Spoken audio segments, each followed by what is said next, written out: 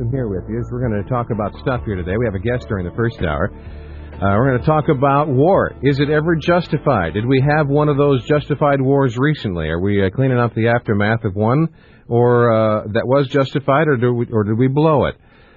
Is there a way to organize our thoughts about trying to figure out these things? We're going to talk with a fellow who has spent a great deal of time thinking about it. Dr. Greg Bahnsen is going to be on the line here in just a moment, talking about at least a Christian view of war. Is there such a thing? Does anybody give a rip? Is there such a thing as a theology of war? I know we've had a lot of God talk this week, but we're honoring the Congress of the United States is honoring, as you just heard on ABC News just a few moments ago, Norman Norman for his successful waging of war in Iraq. Let's stop and think about this question here for a second. We intervened in Panama. Did we make anything any better over there? Did we intervened in Vietnam? Did we really make it any better over there?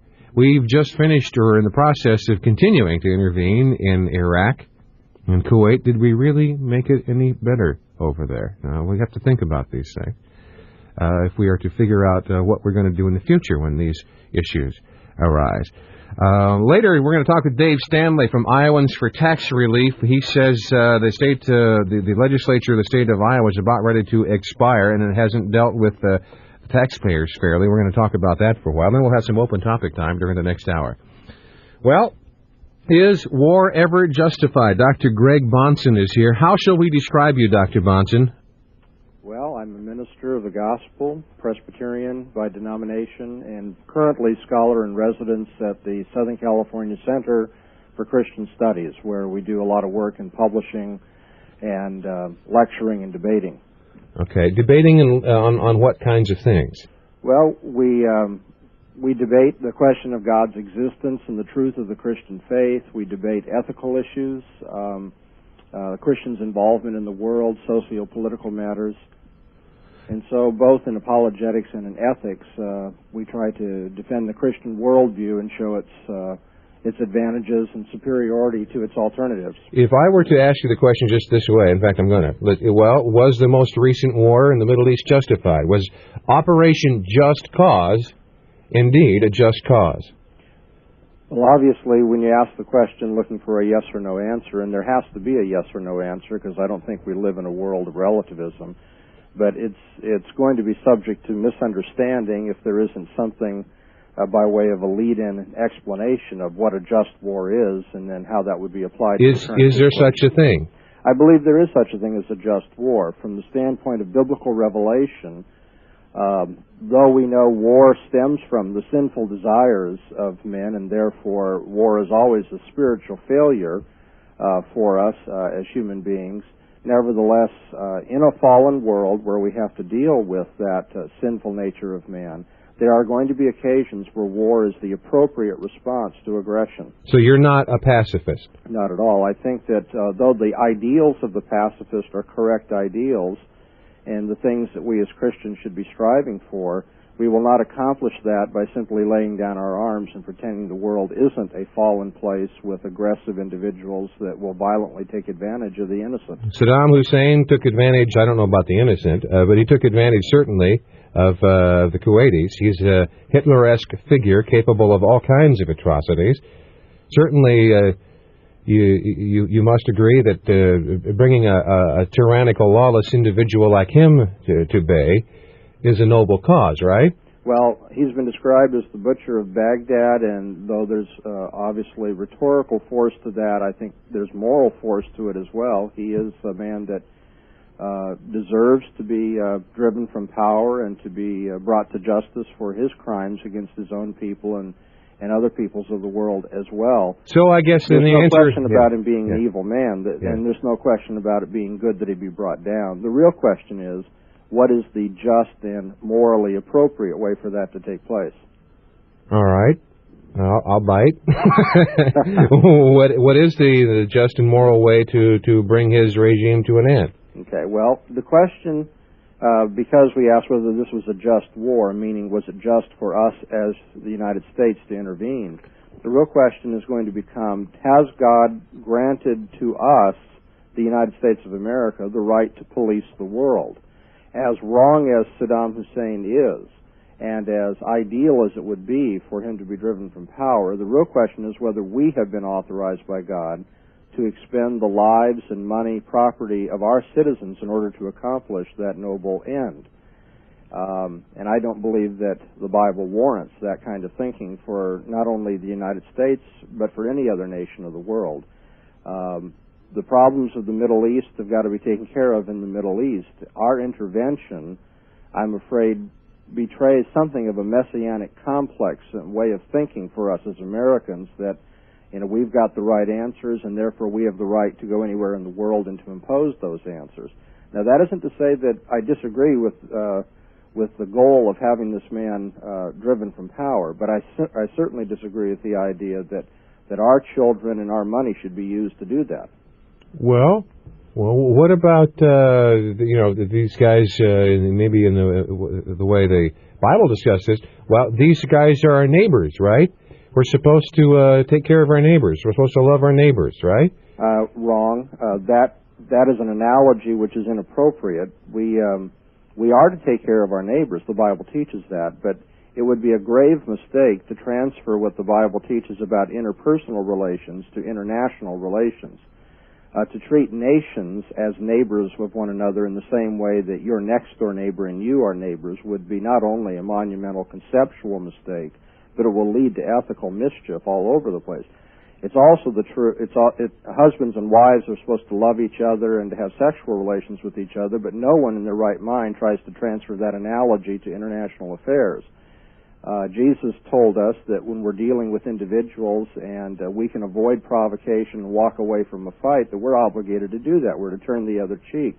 He was not giving instructions for international relations when he said that. So it is true that we are to take care of our neighbors, person on person, but there is no instruction in the Bible that says that we are, as a nation, obligated to expend human life, to spill human blood, to spend the money and resources of a nation to take care of the internal affairs or even the external affairs of another nation. All right, hang on to this. Dr. Greg Bahnsen is here. He is a theologian who is trying to help us think about the nature of war. When and if it is a just cause, when is it appropriate to intervene? He's not a pacifist. Yeah, but he's taken us in directions that maybe you didn't expect to. So, we're trying to figure all this out. Plus, if you'd like to join the conversation, here's where, 284-1040. It's 21 after 9 on 1040 WHO Radio. Michelson here with you as Dr. Greg Bahnsen is here, and he is a theologian who is talking about war. Under what circumstances is war justified?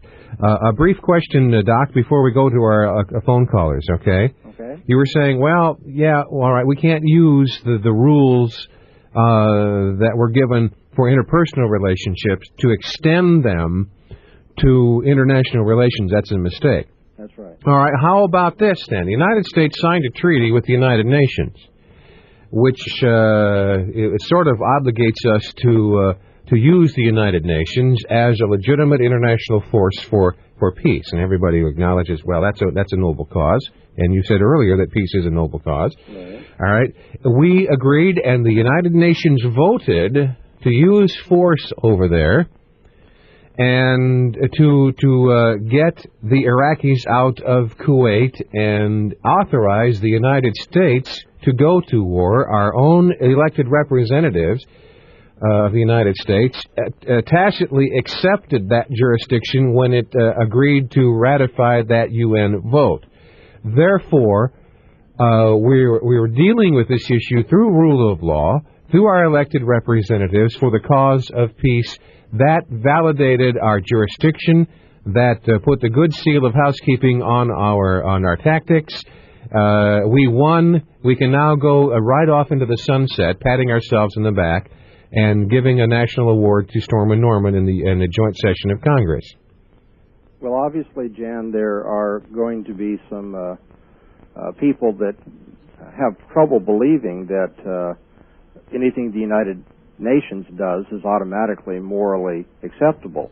I find it more than just a little bit ironic that many of the socio-political conservatives in this country who have for years railed upon the United Nations for its liberalism and for its interventionism and for principles that they don't agree with, are now all of a sudden willing to use appeal to the United Nations to sanction what they wanted to do in Iraq. When we, as the United States, intervened in Panama and the United Nations condemned that, we thumbed our nose at the United Nations and said, too bad. We believed that it was morally right, and we did it.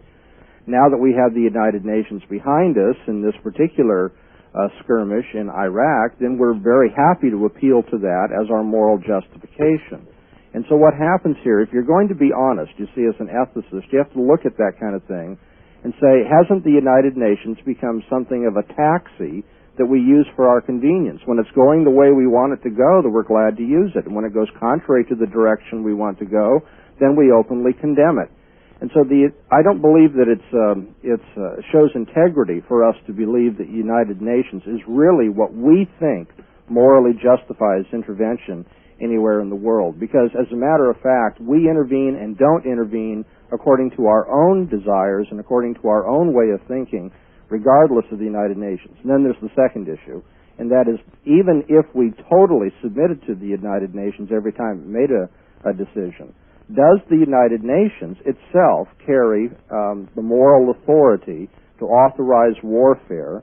Does it have genuine political jurisdiction anywhere in this world? Or is it a voluntary organization whose advice can be taken or not taken and that sort of thing? I don't believe that we can use the United Nations in a way that's analogous to, say, the Congress of the United States. It's one thing for us to say we have elected officials who make a decision and they have the authority, the political authority to do that, and we submit to them.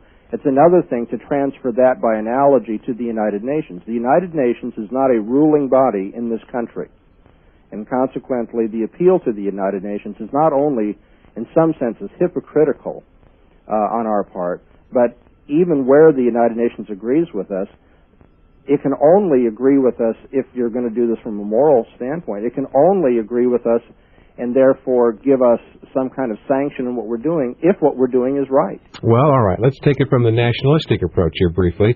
Okay.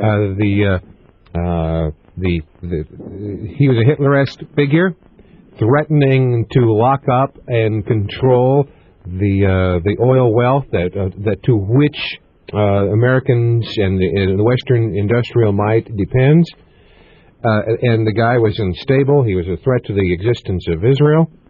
Still is, and created great acts of nastiness with the threat of chemical, biological, and nuclear capacity. It was in the United Nations, in the United States' best interest to pull the plug on this jerk. It is not the United States' right to pull the plug on this jerk until this jerk becomes a direct and immediate threat to us. That is, just war is defensive in its purposes. And when we are at the point of defending our own citizens, of course we have the right to intervene. In an international economy, an attack on an international resource is an attack on the United States. No, I don't believe that thinking can be accepted as cogent. Anytime somebody does something in the international economic market that is going to put a hardship on the United States, you would then be justified in going to war against that person. And of course, from a Christian standpoint, there's no way we can justify that way of thinking. To think that because my economic well-being is going to be adversely affected by what's happening, say, in the Japanese stock market, that therefore we have the right to intervene over there.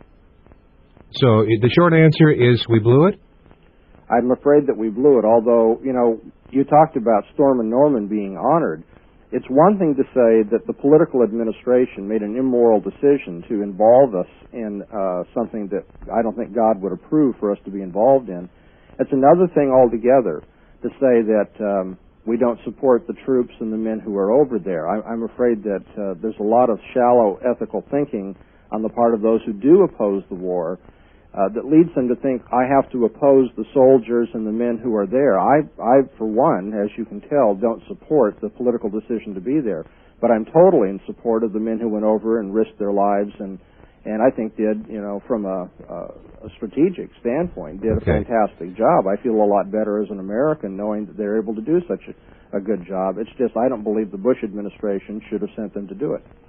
Dr. Greg Bahnsen is on our line with us right now, and he is telling you what he views as a Christian view of war. And I think we painted all of and chased all the rabbits, didn't we? I think we've touched on most of the rabbit trails that we get down in these discussions. Okay. So with that in mind, folks, we're going to take a short time out and come right to our phone lines. What do you think? Do you agree or disagree? He thinks that from our traditional ethical Christian worldview, we made a mistake getting involved over there. What do you think? Back in just a moment. 9:32 on 1040 WHO Radio. Keith Kirkpatrick is going to join us in about 4 minutes for our farm and market update. Right now, Dr. Greg Bahnsen is on our telephone line right now from California, from the Southern California Center for Christian Studies, and he's telling us about the theology of war. Doc, let's talk to some of our listeners, okay? Good. Yeah, let's begin with John. Good morning. Good morning. I believe it was Jesus was quoted in the Bible as saying there will always be war and rumors of war. Wouldn't it seem if there's a just God, that he would give us some instrument or institution such as the United Nations to fight these battles and to quench the rumors? Well, I think that the Bible teaches us God has given us an agency by which war can be dealt with in this world. And that really needs to be seen in two ways. First of all, God has authorized civil government to protect its citizens, and therefore, even in the outward violent sense of war, God has morally authorized the way of dealing with that, and we can talk more about that. But I think more importantly, as a minister of the gospel, we have to understand that the only way in which we're ultimately going to be able to deal with war is not through the United Nations and other agencies that neglect the spiritual problem of man, but we're going to be able to deal with war by changing the hearts of individuals and teaching them to live at peace with each other. And that's a long, arduous process, and history has seen a lot of ups and downs in it. But we do find in the Christian church that when people come to the Savior, Jesus Christ, that they learn in their growth as Christians to be at peace with each other, and that becomes then a model for other people learning to be at peace with each other, and eventually we would like to believe that's going to put an end to the kind of easy resort to violence that we see in the world, not only in the criminal element of our world, but also in the wars between nations. And so, yes, God would give us a way to put warfare away, and I think he has given us that way. Unfortunately, the United Nations doesn't agree with the way God has given for ending war, and that's why I don't support it. Well, you speak into the future, but I think if you just look at history, this is not the case. There has been terrible turmoil among Christian nations and yes, battles. That's right. That's one of the scandals of Christian history, that so often those who profess the name of the Prince of Peace haven't shown that peace in their own relationships. How would that apply to international relations where you deal with countries that are of a different religious spec? I mean, how would this even apply in a Muslim situation? Well, obviously, the only way we're going to see the Muslim world be at peace within its own borders, and also at peace with Israel and at peace with Christian nations, is to see the Muslim world converted to the same worldview and religious outlook and ethical standards that we as Christians endorse. But short of that, I mean, you're talking about rule of law then under the same religious assumptions, but short of that, though, until that, what are we going to do in the meantime? Short of that is, apart from missionary work being accomplished, the only thing we can do is to defend our own citizens against outward aggression. And so when the Muslim world is not willing to live at peace with its Christian neighbors, the Christian neighbors have the right to defend themselves. But we do not have the right to wage some kind of holy war of intervention, some kind of crusade to go in there by military might to change their minds or to get them to do their internal affairs in the way that we think is best. So bringing the peace by the sword is not a just cause. No, I think bringing the peace by the sword is not just ironic, it's a contradiction in terms that should be exposed. Mm-hmm. We do not bring peace by the sword. We may be able to... And you don't bring converts by the sword either, right? No, of course not. The only way people are going to change their mind and have a relationship with God and with their neighbor that is different is by having an internal renovation, internal change of heart that only the Holy Spirit can give through the preaching of the gospel. All right, this is Dr. Greg Bahnsen, and theologians are paid to talk that way. and he's talking to us about a view of war here, and he says we probably blew it when we took our armies and went east with them. We're going to come back right after Keith Kirkpatrick updates us on our farm and market spec right after that. Well, the Oric folks have announced a brand new sale for this month. It's called their Spring Cleaning 2-for-1 sale, and the best sale to come around from Oric in a long time. Anybody in need of the famous 8-pound Oric XL upright that they've always wanted can save up to $220 right now. Take advantage of this sale if you can. First, choose your Oric XL upright model, then add your choice, the Super Buster B attachment vac or the all-new Oric Power Brush hand vac and spot cleaner or the Oric Dual Power broom vacuum. All the combinations are specially priced to sell now. So see the selection that your authorized Oric dealer has to offer and ask about their no-risk shopping policy. In Marshalltown, your authorized Oric dealer is 13th Street Vacuum. In Ames, your authorized Oric dealer is Ames Sewing and Vacuum, or call 1-800-328-9430 for the Oric dealer nearest you. To our phone lines here. The fella is Dr. Greg Bahnsen. By the way, he has an interesting tape series, a 3-tape series of 3 lectures on this subject, and along with a study guide that I have found extremely useful. I'll tell you more about where you can get that in a little bit. But right now, Doc, let's talk to some of our listeners, okay? And let's go to Steve. Good morning. Yes, I have a question for Dr. Bahnsen about his just war theory. First of all, I agree with his analysis of the Persian Gulf War. But I would like to ask him this question. According to Jesus Christ, an act is good and acceptable before God as it touches upon the heart, affections, and motives. And I'm wondering how you can formulate a just war theory when the leaders of our nation may not be Christians, their motives for war do not reflect critical biblical thinking nor justification. Or to ask the question in another way, more related to your profession as a minister of the gospel, how does the 16th chapter of the Westminster Confession on Good Works fit into your just war theory? Because according to this chapter, in paragraph 7, a work to be good and acceptable before God must proceed from a heart purified by faith, done in a right manner according to the Word of God, and done to the right end, the glory of God. Do we ever have the hope, therefore, of having a just war? I know we can't see the hearts nor read the hearts or motives of our leaders that propose wars, but we can certainly judge if there's any evidence of critical biblical thinking and justification. And my question, it's a serious question because I've tried to think through this.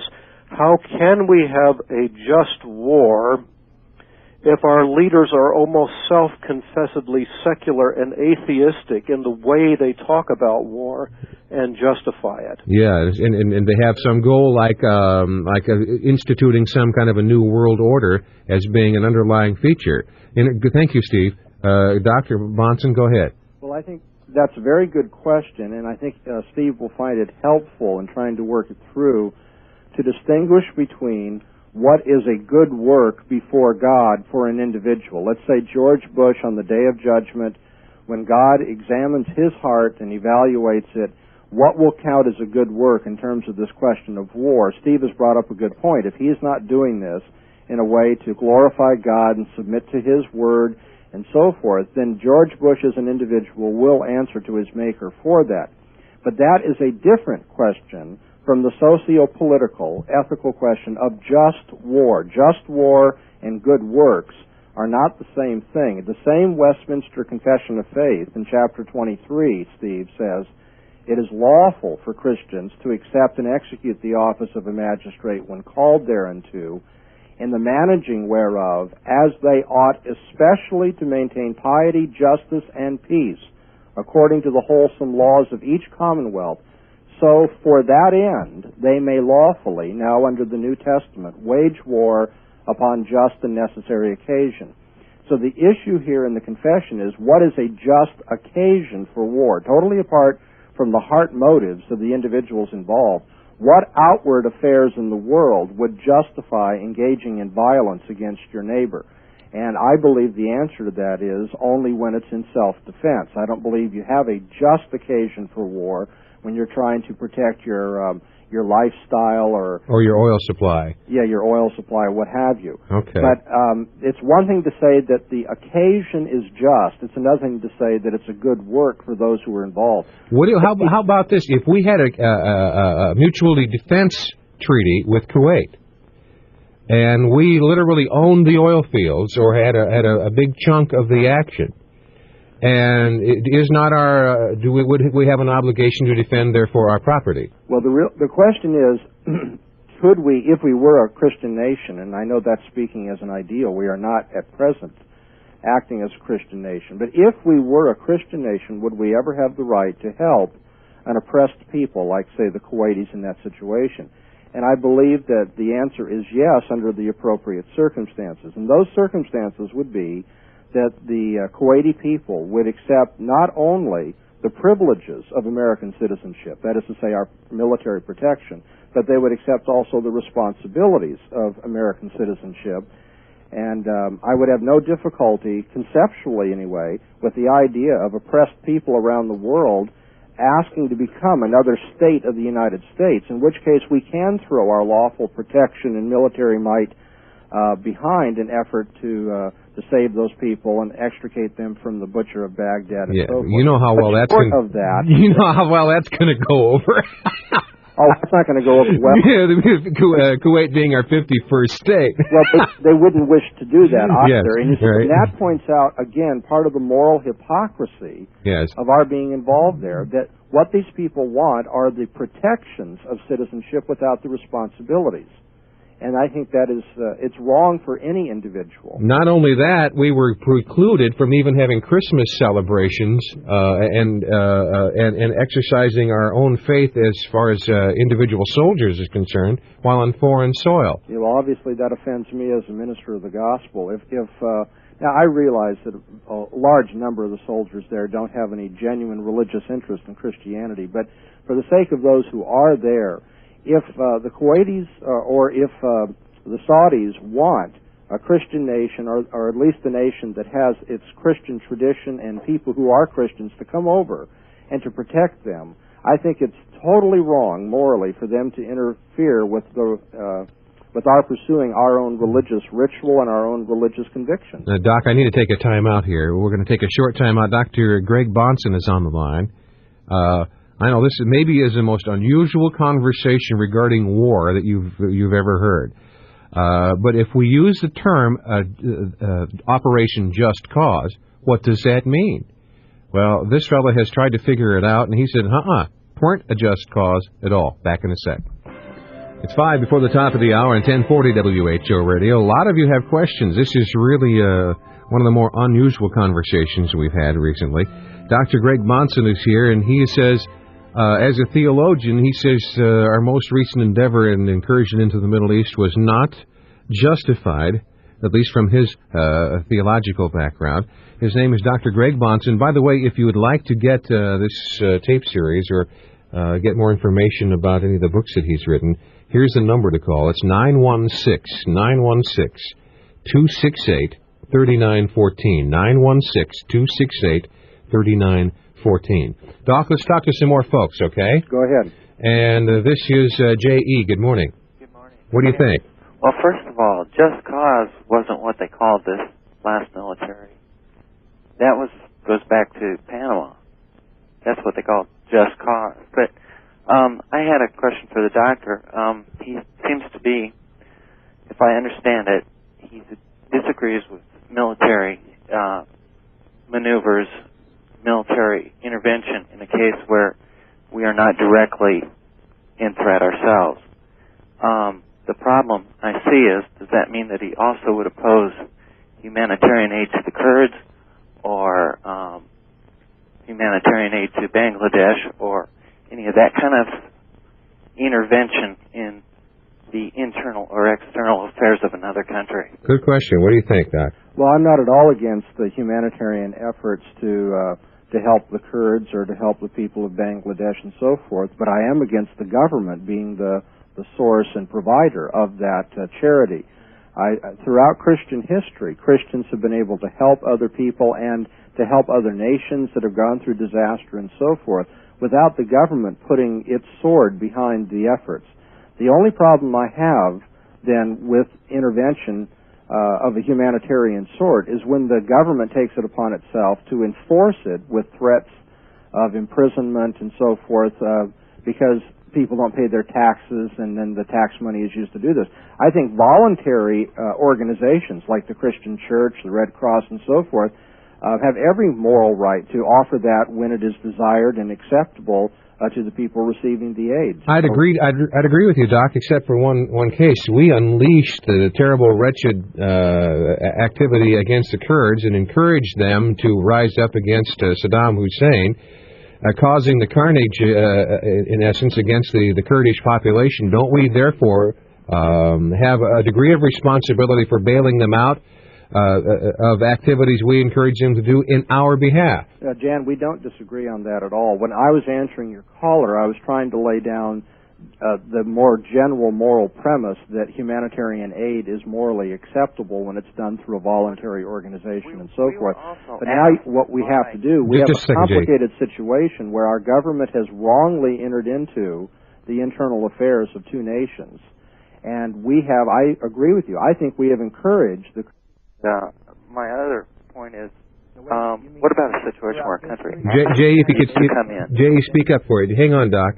Finish your point, Jay. We were asked by more than one country to come in and assist, and do we then look at them and say, well, I'm sorry, we don't get involved? All right, all right. Doc, what do you think? We were invited by numbers of nations to get involved, and we all sort of agreed to do it. Yeah, and prostitutes invite their Johns to get involved too, and that doesn't make it morally right. The fact that the Kuwaitis may have wanted us there, and I say may because there are questions about that too, the fact that the Saudis may have wanted us there does not mean that God has given to this nation the right. Remember, American lives were lost in that. Praise God, not as many as might have been in previous wars, but the fact is we lost lives, we lost a great deal of money, which we are all paying for.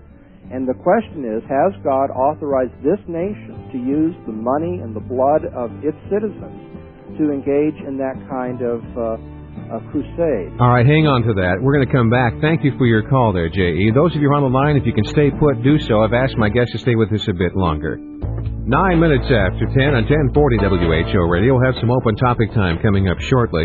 But before we do anything else, let's continue briefly our conversation we began during the last hour with Dr. Greg Bahnsen. He is a theologian, written many, many books, and he also has a tape series on this question on the Christian view of war. Now, that might not be an important question to you, but if you use questions like a just cause or a just war theory, as our president has done and as our Congress has asserted, and as the theologians have debated, it's an open question, is it not? And theologians for thousands of years have discussed this subject, and most recently, Dr. Bahnsen's tape series, 3 tapes in this one. It's a lecture. It's really interesting. It's called A Christian View of War. You can get it by calling 916-268-3914 and find out about some of the books as well. All right. Doc, let's talk to some more of our listeners, okay? Good. Well, for those folks who are just joining us, I know this is an impossible task. Can we summarize what your basic position is in a short period of time? Yes, I think so. Basically, from a Christian viewpoint, we see war coming about in the world because of the greed and the selfishness of men. And war is one of the things that arises from sinful lust and desire. But also, war is used by civil governments as a way of defending their own citizens, and I think God has authorized that in His holy word. So a defensive war is a just war, and my difficulty with the present or the most recent encounter we've had in Iraq is that I don't see that it was genuinely in the defense of the citizens of our own country. And the way in which a Christian would authorize protection or help to oppressed people around the world is rather controversial, I realize, but the only way in which I think that could be extended, military might could be extended to help those people, is if they wanted to accept the responsibilities of citizenship and be part of the nation whose beneficence they are asking for. Okay, let's talk to some of our listeners. Ken, thank you for your patience. Good morning. You're talking right now with Greg Bahnsen. Yeah, I would say that I have not heard a single argument that I would agree with, all right, other than the talk about faith in Christ, which is a completely different subject. Okay. But I think the problem is that the doctrine and many people that get in this position have take a very simplistic view of the world, and what they're saying is that we're authorized to go to war once we see an immediate threat, like the Japanese attacked Pearl Harbor. But short of that, it's hard to find any way in which they would agree that there's any just cause or that we ought to be at war. Well, that's not my and the world is more complex than that, and if everybody sat around and waited until they were surrounded and attacked, then I submit that there's a worse breakdown of morality. And we go back, for example, and look at the Israelis when they preemptively struck the nuclear weapons facilities in Iraq. Yes. Nobody can argue that they were immediately attacked. They had to make a decision that they were threatened, and they acted on it. Had they not done that and got 5 years down the road and got attacked with nuclear weapons and lost 3 million of their people, who could argue that was a more moral position to have taken than the position that they did take? Great point. What do you think, Doc? Well, I think he hasn't described my position at all, so maybe that's why he disagrees with it. The fact that a war is just when it is defensive does not mean that a preventive use of warfare cannot be defensive. A defensive war might involve a preventive strike against someone when there's a clear intention to attack your country. And so, I mean, when I heard this description of we have to wait until we're attacked like at Pearl Harbor before we'd intervene, basically my response is, well, that's not my position, and that would be simplistic and naive. However, once we introduce the question of intervening for preventive purposes, then if we're going to be honest about that, not use that simply as a general cloak to do anything we want to do, then we do have to realize it becomes more difficult to show the just cause of the war. There must be a clear intention to attack your country that justifies your taking the first step to prevent that attack from taking place. But a just war theory has never ruled out preventive warfare. That's my response. Ken, does that clear it up for you? No, it doesn't clear it up at all, because I think, it still begs the question. He says that there has to be a clear intent. You're arguing whether there was you can argue whether there was clear intent to attack Israel at the time. And these are judgments that have to be made. And so if we're going to make these kind of judgments, I think rather than talking about them on a theoretical, moral point of view like he's doing, then we ought to get down and talk about world politics and whether or not the strength of world politics, the impact of the economic community, the impact of this situation on the economic community of the world involves a direct immediate threat. There is such a thing as a threat short of direct immediate attack upon you, and if you wait for that, you're asking for trouble. And so I think he's begging the question. He's saying on the surface of it is immoral, and I disagree. The discussion ought to be whether or not there is such whether or not this could impact us. If we agreed that this could impact us in the world market, that the Western economies could be collapsed, that that there could be all kind of suffering, perhaps death in Israel, and some of these arguments were made against if Saddam Hussein is left the way he is, then we can't just write it off as a simple, this wasn't moralistic. Sure, it's more difficult to make your case, but it doesn't mean the case isn't there, and I think these people are just writing it off, that there is no case to be made, that the world balance of power and all the things that wars have been fought on in the past are in fact legitimate points of discussion, and that you can go to war.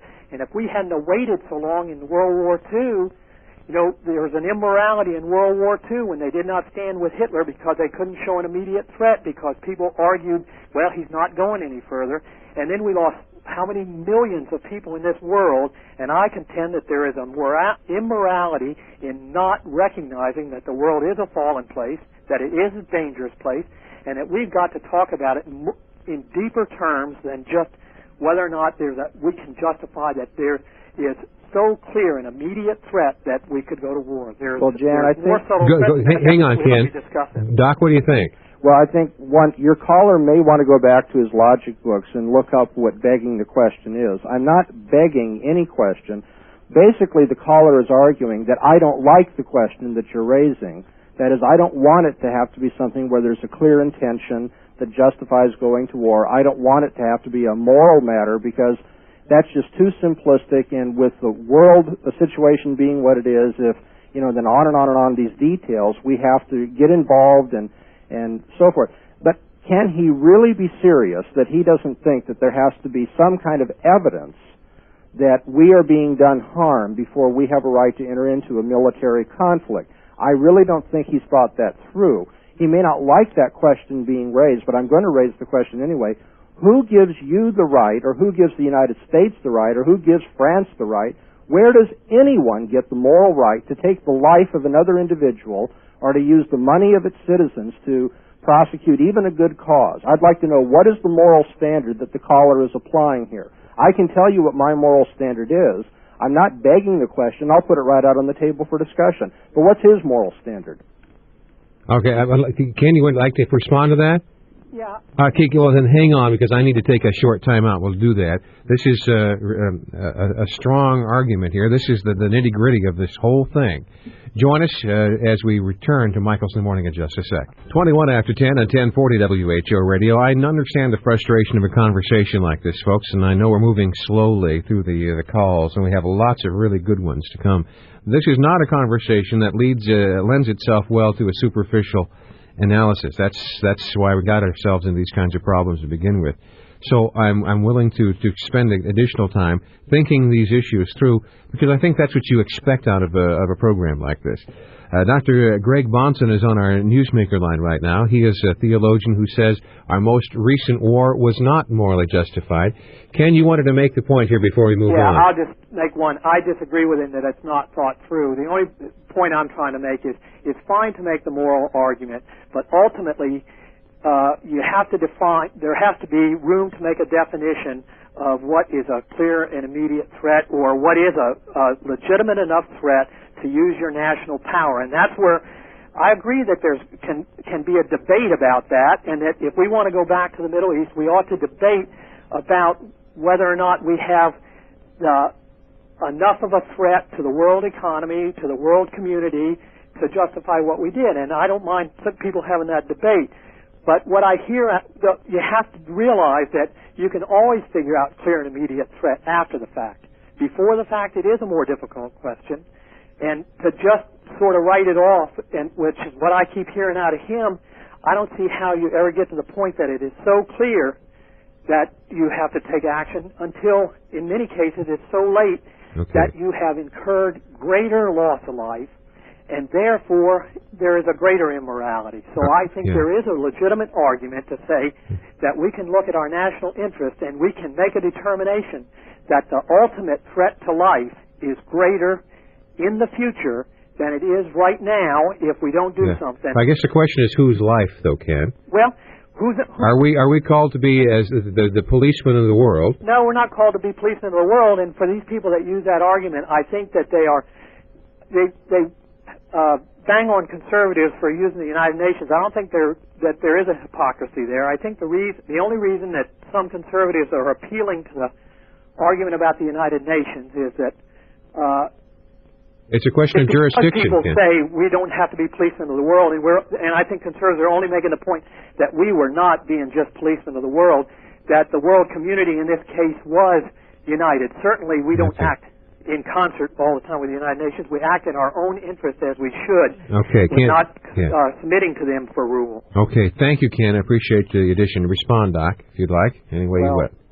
Basically, when the caller says that it would be impossible to show a clear intention to attack our nation, given what I've said. I'm sitting here mystified because I don't think I have said anything on the program today to give him any idea of what my views on that matter are, and I'd be glad to come lecture on it. But as a matter of fact, and I'm certain my views could be improved on, but I've given a lot of thought to that as to what would constitute a clear intention to attack your country and so forth. And so I just want to assure him as we end this conversation that I don't have that kind of simplistic understanding. I mean, if let me just give you a way out scenario to show that point. If Canada were to have nuclear arms, and Canada were to say, you know, in 3 weeks we're going to use these on the United States, because we are sick and tired of having to be, you know, living in your shadow and so forth, that would obviously constitute a clear intention to attack us, and I wouldn't have any problem with our protecting ourselves against that stated intention to attack us. And now, in world politics, it's much more subtle than that, and people with fine minds need to talk about that, and I think your caller hopefully would agree that we should talk about that. My problem is that you can't believe that it's just to go to war without talking about that and seeing that the facts warrant your intervention or the protecting of yourself. If you say we throw out the whole question of proving clear intention, basically you've come back to a warlord society where everybody can beat up on everybody else just because they think it's right. Because they say, well, we thought you were going to attack us. I mean, if I treated my next-door neighbor that way, if I went over right now and punched him in the nose, and when the police came, I said, well, because I thought he was going to do that to me tonight. And the police said, well, why'd you think that? And I say, well, now you're being simplistic, making me ask those questions. We'd all laugh that to scorn, and we should. We have to ask those tough questions, and we have to do the best we can to find the facts. But we certainly don't want to take the view that it's all right to go to war on the presumption that somebody's going to do something bad to us. A brief timeout, and we'll come back for our last segment here with Dr. Greg Bahnsen. Hawkeye. Order hooked on phonics and learn to read. I did. Call 1-800-ABCDEFG. 29 after 10 on 1040 WHO Radio. During the next hour, Dave Stanley from Iowans for Tax Relief is going to join us. And after Keith Kirkpatrick updates us in Farm and Markets, we're going to have some open topic time. But right now, for the next 5 minutes or so, we're going to take as many calls as we can for our guest, Dr. Greg Bahnsen, who is a theologian who is trying to help us think through just war theory. Doc, let's talk to some more folks, okay? Go ahead. And this is Jerry. Good morning. Good morning. Something that's been ignored so far, I believe, is the historical position and interpretation of the early Christian church during the first 300 years of Christianity. And my study of this early history has pretty much shown that they rejected war totally. They preferred death to participation in war, the early Christians. And that then in the 4th century, when the Emperor Constantine took over and talked the Christians into starting to fight, they invented this just war theory.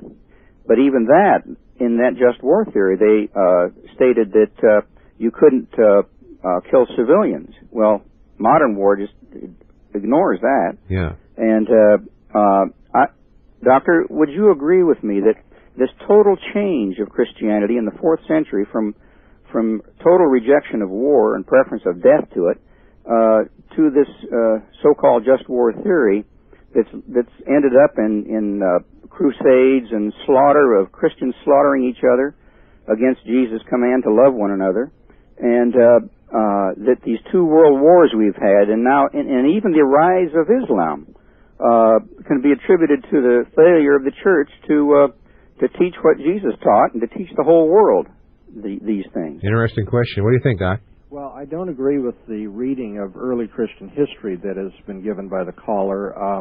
I don't think that the opposition of the early church fathers to war was the total opposition that has been portrayed as being. There was a great deal of conscientious objection to war among early Christian fathers because of the pagan and idolatrous involvement that Christians would be involved in if they went to war and participated in the Roman army and so forth. And, of course, many of the causes of warfare they thought would be unjust as well.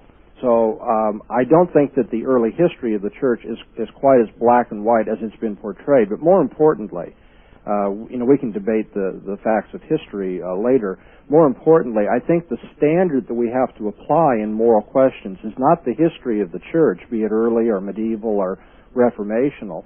The standard that we apply is going to be the teaching of Scripture itself. Are there rules to war? Yes, the Bible gives us, rules for warfare. In the Old Testament, in Deuteronomy chapter 7, Deuteronomy 20, for instance, we have God laying down the requirements for prosecuting a just war. And, of course, we have to exclude from that the holy war, aggressive war that was authorized by God, because that doesn't apply to our situation. But even apart from that, the Bible tells us that there are rules of war, and one of them is precisely what your caller has given, is that we must be careful of civilians in a time of war. The means that are employed, the violence that is inflicted at a time of war, must be discriminate as well as proportionate. We mustn't use more violence than is called for, but the violence that is called for must be applied discriminately, so that the civilians are not suffering in any way that is not absolutely necessary to the conflict. Now, in our modern world, we obviously have the problem that someone like Saddam Hussein and others will actually quarter civilians in places where we would have to engage in warfare in order to prosecute our cause, and they do that because they know we have a conscience and we don't believe in killing civilians and so forth. And when that happens, it's one of the sad necessities of war that civilians are going to die. But from a Christian standpoint, we don't believe in unnecessarily killing civilians just because it's a time of war. We believe that there are restraints God puts on us even when it's right for us to go to war. This is Carl. If we hurry, Carl, we can get your comments. Okay. The world wars have been talked about a little bit, so I'll pass on my comments on those. But in the Revolutionary War, we fought a war of independence. I really appreciate your reasoning in the way that you're defending you're equating a just war primarily with self-defense, but does a colony that is feeling oppressed, although not under direct military threat as long as they behave themselves, do they have any kind of right of self-determination? Great question. All right. What do you think, Doc? We only have about a minute here. Okay, I'll make it real brief. I believe that you are right to call it a war of independence rather than a revolutionary war. Yes. In that particular case, it was justified on the part of the colonists to rise up against King George III for the reasons given in the Declaration of Independence. Most people only know the preamble to the Declaration. You need to read well, not you, but everyone needs to read the whole thing to see that there were certain rights that all Englishmen had that were being violated by the king. And so this was not a revolution, unless you want to say it was the king revolting against his subjects and doing what he had promised not to do. And therefore I see this as lawful self-defense against what the king was doing contrary to promise. And the Declaration of Independence gives the grounds for doing that. It's not just that, hey, we'd like to be free. That's the 20th century version. If you go back and actually look at the documents, you'll see that they were prosecuting a lawsuit against the King of England. Who broke the contract, who violated his own contract. That's exactly right. He said, hey, the king broke the contract, we're no longer under it. That's right. And that, by the way, was understood by Englishmen, and that if your ruler does not live up to his end of the bargain, as it were, then you're not under obligation to him. Thank you. Excellent question here. Dr. Bahnsen, thank you for your time this morning. If folks would like the tape series or more information, they can call that other number, that 916-268-3914. And your tape series on View of War, Christian View of War, is available. Thank you. Thank you indeed. Okay, bye-bye.